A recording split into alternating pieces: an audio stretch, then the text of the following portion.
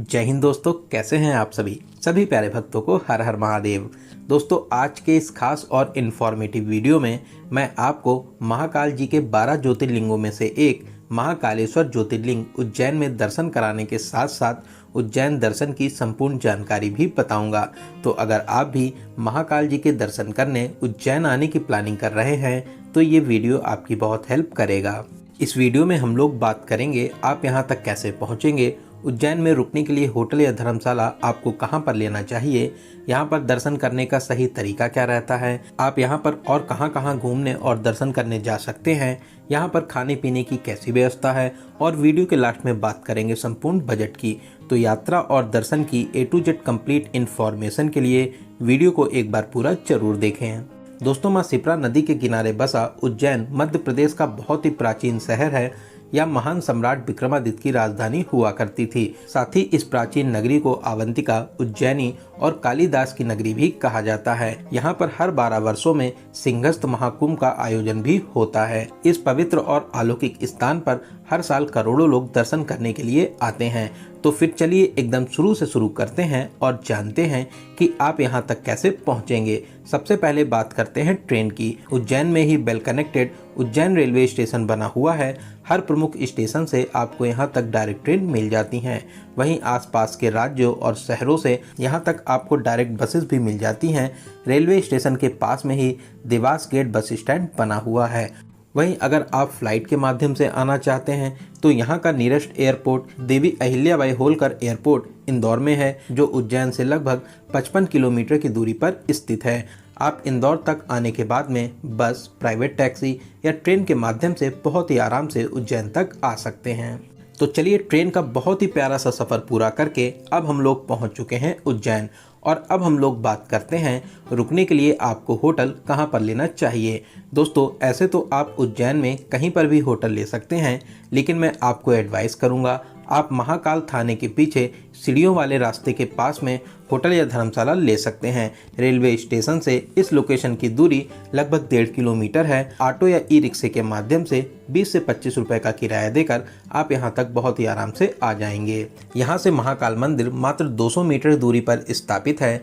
इसके अलावा रामघाट और हरसिद्धि माता मंदिर मात्र 400 से 500 मीटर की दूरी पर स्थित है। इस लोकेशन पर आपको बहुत से धर्मशाला, होम स्टे, होटल्स और VIP होटल्स मिल जाएंगे। नॉन AC रूम 500 से स्टार्ट हो जाते हैं, वहीं AC रूम्स की 1000 से स्टार्टिंग हो जाती है। इसके अलावा इस लोकेशन पर खाने पीने के लिए नॉर्मल से लेकर VIP ढाबे और रेस्टोरेंट भी आपको मिल जाते हैं। साथ ही साथ आप अगर अपनी खुद की कार से भी आते हैं तो यहाँ से मात्र 100 मीटर दूरी पर ही पार्किंग स्टैंड है, जहां पर आप अपनी कार को भी बहुत ही आराम से पार्क कर सकते हैं। तो रुकने के लिए ये लोकेशन सबसे बेस्ट ऑप्शन है। आप आराम से यहां पर अपने बजट के हिसाब से होटल्स ले सकते हैं। तो चलिए, अब हम लोग बात करते हैं यहाँ पर दर्शन करने का सही तरीका क्या रहता है। दोस्तों, ऐसे तो मान्यता है उज्जैन के राजा महाकाल जी के दर्शन करने से पहले यहाँ के सेनापति काल भैरव जी के दर्शन करना चाहिए। काल भैरव जी का मंदिर महाकाल मंदिर से लगभग 6 किलोमीटर की दूरी पर है। काल भैरव मंदिर तक जाने के लिए सबसे अच्छा ऑप्शन रहता है आप एक ऑटो बुक कर लीजिए। रास्ते में जितने भी 4 से 5 प्रमुख प्लेसेस पड़ते हैं, साथ में उन सभी को कवर कर लेंगे। ऑटो वाले आपसे 400 से 500 रुपए का चार्ज करते हैं। तो सबसे पहले हम लोग चलेंगे संदीपनी आश्रम, जो यहाँ से लगभग 4 किलोमीटर की दूरी पर स्थित है। दोस्तों, ये प्राचीन आश्रम भगवान श्री कृष्ण जी का पढ़ाई और विद्याओं को सीखने का प्रमुख केंद्र था। यहाँ पर भगवान श्री कृष्ण और सुदामा जी सभी के साथ में शिक्षा ग्रहण करते थे। यहाँ पर आप भगवान श्री कृष्ण जी के द्वारा सीखी गई 14 विद्याओं को भी देख सकते हैं। सच में बहुत ही अद्भुत नज़ारे हैं। दीवारों पर बहुत ही बाखूबी से इन सभी विद्याओं को दिखाया गया है। इसके अलावा प्रांगण में और भी बहुत से देवी देवताओं के मंदिर हैं। आप इन सभी में दर्शन जरूर करें। तो यहाँ पर घूमने और दर्शन करने के बाद में अब हम लोग चलेंगे मंगलनाथ मंदिर में दर्शन करने। दोस्तों, ये दिव्य मंदिर अपनी अलौकिक शक्तियों के लिए बहुत ही ज़्यादा प्रसिद्ध है। कर्क रेखा पर स्थित इस मंदिर को देश का नाभि स्थल माना जाता है। ऐसी मान्यता है अगर किसी भी व्यक्ति को मंगल दोष हो तो यहाँ पर पूजन कराने से मंगल दोष समाप्त हो जाता है। बहुत ही विशाल प्रांगण में भव्य मंदिर बना हुआ है। आप लाइन में लगकर मुख्य मंदिर में दर्शन करें। साथ ही साथ मुख्य मंदिर के पास ही और भी बहुत से देवी देवताओं के मंदिर बने हुए हैं, आप वहां पर भी दर्शन प्राप्त कर सकते हैं। दोस्तों यहाँ पर दर्शन करने के बाद में अब हम लोग चलेंगे श्री काल भैरव मंदिर में दर्शन करने। दोस्तों मंदिर के बाहर ही आपको बहुत सी फूल और प्रसाद की दुकानें मिल जाएंगी। साथ ही साथ काल भैरव जी को मदिरा भी चढ़ाई जाती है, जैसी आपकी श्रद्धा हो यहाँ पर प्रसाद ले सकते हैं। यहाँ पर हमेशा ही भीड़ भाड़ रहती है, तो दर्शन करने में आपको 1 घंटा लग जाता है। अगर बहुत ज़्यादा भीड़ भाड़ है तो फिर 2 से 3 घंटे भी दर्शन करने में लग सकते हैं। तो लाइन में लगकर काल भैरव जी का जयकारा लगाते हुए दर्शन कर आशीर्वाद प्राप्त कर सकते हैं। बहुत ही दिव्य और अलौकिक दरबार है, आप काल भैरव जी के दर्शन करने जरूर आइए। यहाँ पर दर्शन करने से आपकी बहुत सी मनोकामनाएं पूरी होती हैं। तो यहाँ पर दर्शन करने के बाद में अब हम लोग चलेंगे माँ गढ़ कालिका मंदिर में दर्शन करने। दोस्तों माता रानी का ये अलौकिक दरबार 51 शक्ति पीठों में से एक शक्ति पीठ है। यहाँ पर दर्शन करने के विशेष महत्व माने जाते हैं। आप मंदिर में प्रवेश कर माता रानी जी के अद्भुत रूप के दर्शन प्राप्त कर सकते हैं। बहुत ही भव्य और दिव्य शैली में प्यारा सा मंदिर बना हुआ है। दोस्तों बहुत ही अलौकिक दरबार है, आप अपनी लिस्ट में इस प्यारे से मंदिर को जरूर शामिल करें। दोस्तों गढ़कालिका मंदिर के पास में ही स्थिरमन श्री गणेश जी का मंदिर भी स्थापित है, आप यहाँ पर भी दर्शन कर सकते हैं। बहुत ही प्यारा मंदिर है, आप यहाँ पर दर्शन करने जरूर आइए। तो इन सभी मंदिरों में दर्शन करने के बाद में अब हम लोग वापस अपने होटल में आकर कुछ देर आराम करेंगे और अब हम लोग चलेंगे महाकाल मंदिर में महाकालेश्वर ज्योतिर्लिंग के दर्शन करने। दोस्तों सीढ़ियों वाले रास्ते से ऊपर आकर महाकाल थाने को पार करते हुए मात्र 100 मीटर दूरी को पूरा करके अब हम लोग आ जाएंगे बड़ा गणेश जी मंदिर के पास में। तो सबसे पहले हम लोग बड़ा गणेश जी मंदिर में प्रवेश कर गणेश जी के अद्भुत रूप के दर्शन करेंगे। यहाँ पर गणेश जी बहुत ही विशाल स्वरूप में विराजमान हैं। बहुत ही अद्भुत और दिव्य मंदिर है, आप यहाँ पर दर्शन जरूर करें।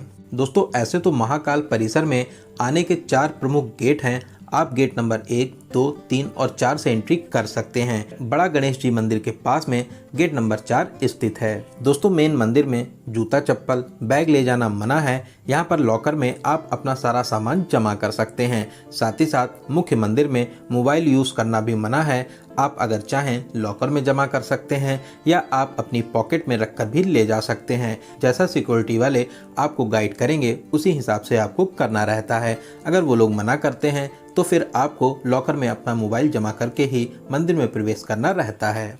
ऐसे तो नॉर्मल डेज में 1 से 1.5 घंटे में आपको दर्शन मिल जाते हैं, लेकिन वीकेंड पर, फेस्टिवल्स पर और स्पेशली सावन में यहाँ पर बहुत ही ज़्यादा भीड़ भाड़ होती है। नॉर्मल लाइन से आपको 5 से 6 घंटे भी दर्शन करने में लग जाते हैं। वहीं आप अगर चाहें तो यहाँ पर शीघ्र दर्शन भी कर सकते हैं। गेट नंबर 1 और गेट नंबर 4 के पास में शीघ्र दर्शन के काउंटर बने हुए हैं, जहां से आप 250 रुपये में टोकन लेकर मात्र 15 से 30 मिनट में बहुत ही अच्छे से दर्शन प्राप्त कर सकते हैं। वहीं आप अगर गर्भगृह में जाकर महाकाल जी के बहुत ही पास से दर्शन करना चाहते हैं तो आपको 750 रुपये और 1500 रुपये का टोकन लेना रहता है। जेंट्स यहाँ पर गमछा धोती और लेडीज साड़ी पहनकर ही गर्भगृह में प्रवेश कर सकते हैं। इसी टोकन में आपको गमछा धोती और साड़ी मिल जाता है। गर्भगृह में दर्शन की टाइमिंग की बात करें तो सुबह 6 बजे से दोपहर के 12:30 बजे तक ही गर्भगृह में जाकर आप दर्शन प्राप्त कर सकते हैं। तो लाइन में लगकर अब हम लोग मंदिर में प्रवेश करेंगे। दोस्तों 12 ज्योतिर्लिंगों में से महाकालेश्वर ज्योतिर्लिंग सबसे शक्तिशाली ज्योतिर्लिंग माना जाता है। यहाँ पर दर्शन मात्र से ही आपकी बहुत सी मनोकामनाएं पूरी होती हैं। तो हम लोग महाकाल जी के बहुत ही अद्भुत रूप के दर्शन कर आशीर्वाद प्राप्त करेंगे। आप बहुत ही किस्मत वाले हैं जो बाबा के दरबार में दर्शन करने आए हैं। दोस्तों कमेंट बॉक्स में हर हर महादेव जरूर लिखें। तो महाकाल जी के दर्शन करने के बाद में अब हम लोग बाहर मंदिर परिसर में आ जाएंगे। पूरे परिसर में बहुत से देवी देवताओं के मंदिर स्थापित हैं, आप यहाँ पर सभी देवी देवताओं के दर्शन जरूर करें। तो यहाँ पर दर्शन करने के बाद में अब हम लोग मंदिर परिसर से बाहर आएंगे और अब हम लोग आ जाएंगे महाकाल कॉरिडोर में। दोस्तों बहुत ही विशाल और भव्य कॉरिडोर बना हुआ है। रात में तो इसकी खूबसूरती में 4 चांद लग जाते हैं। रात में इसकी सुंदरता, दिव्यता और भव्यता देखते ही बनती है। यहाँ पर शिव जी की अद्भुत लीलाओं की प्रतिमा स्थापित हैं जो आपका मन मोहित कर लेंगी। बहुत ही प्यारा और शानदार कॉरिडोर बना हुआ है। पूरे कॉरिडोर को घूमने में आपको 1.5 से 2 घंटे लग जाते हैं। कॉरिडोर में बैठने के लिए जगह जगह हट्स बनी हुई हैं। साथ ही साथ पीने के लिए ठंडे आरओ पानी की बहुत ही अच्छी व्यवस्था की गई है। इसके अलावा सीनियर सिटीजन और दिव्यांग जनों के लिए यहाँ पर ई व्हीकल की भी व्यवस्था की गई है। एंट्री गेट से मंदिर के पास तक आप ई व्हीकल के माध्यम से फ्री में आ सकते हैं। वहीं आप अगर यहाँ पर व्हील चेयर लेना चाहते हैं तो फ्री ऑफ कॉस्ट में आपको व्हील चेयर भी मिल जाएंगी। आप व्हील चेयर के माध्यम से महाकाल जी के दर्शन प्राप्त कर सकते हैं। मंदिर में टाइमिंग की बात करें तो सुबह 6 बजे से रात 10 बजे तक आप दर्शन प्राप्त कर सकते हैं। दोस्तों, बात करें महाकाल मंदिर में होने वाली भस्म आरती की तो सुबह 4 बजे से 6 बजे तक ये आरती होती है। इस आरती में शामिल होने के लिए आपको पहले से स्लॉट बुक करना रहता है। महाकाल मंदिर की ऑफिशियल वेबसाइट से 2 महीने पहले से आप ऑनलाइन भस्म आरती के लिए स्लॉट बुक कर सकते हैं। अगर आप इसकी ऑफलाइन बुकिंग करना चाहते हैं तो मंदिर परिसर में प्रोटोकॉल भवन बना हुआ है, वहाँ पर आप भस्म आरती में शामिल होने से 1 दिन पहले से इसकी बुकिंग कर सकते हैं। लेकिन मैं आपको एडवाइस करूँगा आप ऑनलाइन ही अपना स्लॉट बुक कर लें, क्योंकि ऑफलाइन में बहुत ही ज़्यादा भीड़ भाड़ होने पर तो हो सकता है स्लॉट फुल होने पर आपको स्लॉट ना मिले। तो कॉरिडोर में दर्शन करने के बाद में अब हम लोग चलेंगे भारत माता मंदिर में दर्शन करने के लिए, जो कॉरिडोर के पास में ही स्थापित है। दोस्तों, भारत माता का ये प्यारा सा मंदिर बहुत ही शानदार बना हुआ है। यहाँ पर भारत माता की प्यारी सी प्रतिमा स्थापित है। यहाँ पर दर्शन करके आपको बहुत ही ज़्यादा अच्छा लगेगा। तो आप अपनी लिस्ट में इस प्यारे से मंदिर को जरूर शामिल करें। दोस्तों, अगर महाकाल मंदिर में दर्शन करने के बाद में उस दिन आपके पास में टाइम बचता है तो आप रामघाट, हरसिद्धि माता मंदिर, विक्रमादित्य टीला और चिंतामन गणेश जी के दर्शन करने जा सकते हैं। वरना आप रात में अपने होटल में आराम करें और अगले दिन हम लोग इन सभी मंदिरों में दर्शन करने चलेंगे। तो सबसे पहले हम लोग चलेंगे रामघाट। दोस्तों, रामघाट माँ शिप्रा नदी का सबसे प्रमुख घाट है। आप यहाँ पर स्नान भी कर सकते हैं। घाट के किनारे बहुत से प्राचीन और छोटे बड़े प्रमुख मंदिर बने हुए हैं। आप इन मंदिरों में भी दर्शन जरूर करें। इसके अलावा आप अगर चाहें तो बोट के माध्यम से माँ शिप्रा नदी का प्यारा सा चक्कर लगा सकते हैं। बोटिंग का एक्सपीरियंस भी बहुत ही ज्यादा खास रहता है। तो यहाँ पर घूमने और दर्शन करने के बाद में अब हम लोग चलेंगे हर सिद्धि माता मंदिर में दर्शन के लिए। दोस्तों, हर सिद्धि माता जी का ये प्यारा सा मंदिर 51 शक्तिपीठों में से एक प्रमुख शक्तिपीठ है। माता रानी का ये दिव्य मंदिर अपनी विशेष मान्यताओं के लिए बहुत ही ज़्यादा प्रसिद्ध है। आप लाइन में लगकर मंदिर में प्रवेश कर माता रानी जी के बहुत ही अद्भुत रूप के दर्शन प्राप्त कर सकते हैं। माता रानी आपकी मनोकामनाओं को जरूर पूरा करेंगी। दोस्तों, मंदिर परिसर में महादेव जी और गणेश जी के भी मंदिर स्थापित हैं। आप यहाँ पर भी दर्शन प्राप्त कर सकते हैं। तो यहाँ पर दर्शन करने के बाद में अब हम लोग चलेंगे विक्रमादित्य टीला, जो महाकाल कॉरिडोर गेट नंबर 4 के पास में स्थित है। ये प्यारा सा टीला महान सम्राट विक्रमादित्य जी को समर्पित है। दोस्तों, यहाँ पर विक्रमादित्य जी की 30 फीट ऊंची ब्रास की प्रतिमा भी स्थापित है। साथ ही साथ प्रतिमा के पास में विक्रमादित्य जी के नवरत्नों की भी प्रतिमाएं स्थापित हैं। बहुत ही भव्य और प्यारा सा स्थान है। आप यहाँ पर भी घूमने आ सकते हैं।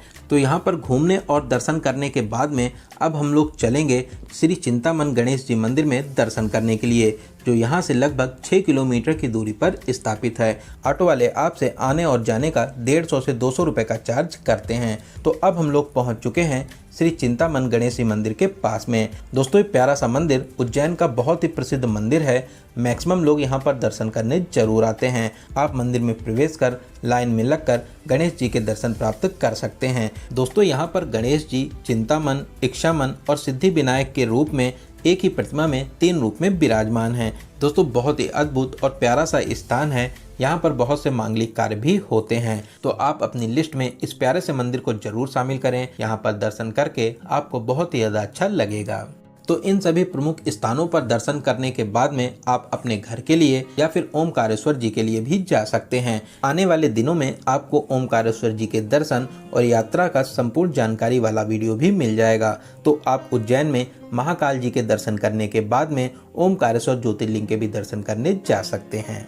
तो चलिए अब हम लोग बात करते हैं आपको उज्जैन का कितने दिनों का प्लान करना चाहिए। दोस्तों, आप 2 डेज 1 नाइट या 3 डेज 2 नाइट में बहुत ही अच्छे तरीके से उज्जैन को कवर कर लेंगे। तो चलिए अब हम लोग बात करते हैं सबसे जरूरी क्वेश्चन बजट की। कितने बजट में आप इस प्यारी सी यात्रा को कवर कर लेंगे? तो आप मान के चलिए कि 2500 से 3000 पर पर्सन प्लस ट्रेन टिकट, इतने बजट में आप बहुत ही अच्छे तरीके से इस यात्रा को पूरा कर लेंगे। वहीं अगर आपके पास में बजट की कोई भी प्रॉब्लम नहीं है तो आप अपनी कार के माध्यम से आ सकते हैं। यहाँ पर बहुत ही वीआईपी होटल ले सकते हैं। फिर जैसा आपका बजट हो उस हिसाब से इस पावन यात्रा को पूरा कर सकते हैं। तो दोस्तों यहाँ पर मैंने आपको उज्जैन दर्शन और यात्रा की हर एक छोटी बड़ी जानकारी को बहुत ही अच्छे और सही तरीके से देने की पूरी कोशिश की है। अगर फिर भी आपके कोई क्वेश्चन रह जाते हैं तो आप हमें कमेंट के माध्यम से पूछ सकते हैं। दोस्तों आपको ये वीडियो कैसा लगा और आप इस वीडियो को कहाँ से देख रहे हैं कमेंट बॉक्स में ज़रूर बताइएगा। अगर आपको ये वीडियो अच्छा लगा हो तो अपने एक लाइक से हमें मोटिवेट ज़रूर करें। साथ ही साथ आप अपने सभी फ्रेंड्स और रिलेटिव में ज़रूर शेयर करें। वहीं दोस्तों अगर आप हमारे परिवार यात्रा मित्र में नहीं जुड़े हैं तो प्लीज़ चैनल को सब्सक्राइब कर हमसे जुड़ जाइए। साथ ही साथ बेल आइकन प्रेस करने के बाद में ऑल नोटिफिकेशन को जरूर क्लिक करें, जिससे भविष्य में आने वाले वीडियोस आपको बहुत ही आसानी से मिल सके। तो चलिए दोस्तों अब मिलते हैं किसी ऐसे ही इन्फॉर्मेटिव वीडियो में। तब तक आप अपना और अपने परिवार का बहुत ज़्यादा ख्याल रखें। आपकी यात्रा सफल, सुगम और मंगलमय हो। जय हिंद, जय भारत, हर हर महादेव।